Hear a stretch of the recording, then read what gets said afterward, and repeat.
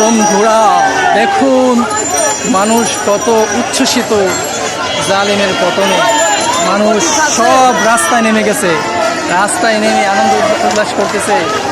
দেখেন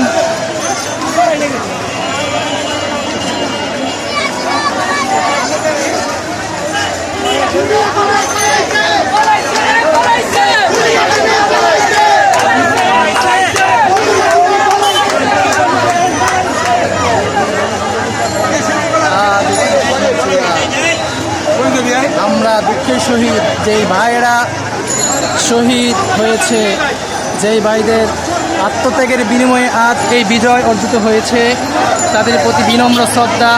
আল্লাহ রাব্বুল আলামিন যেন তাদেরকে বেহেশতের আলা মাকাম দান করে জান্নাতুল ফেরদাউস নসিব করে দেয়। কারণ তারা যদি আত্মত্যাগ না দিত তাহলে হয়তো আজকে এই সুন্দর মুহূর্তে আমরা দেখতে পেতাম না।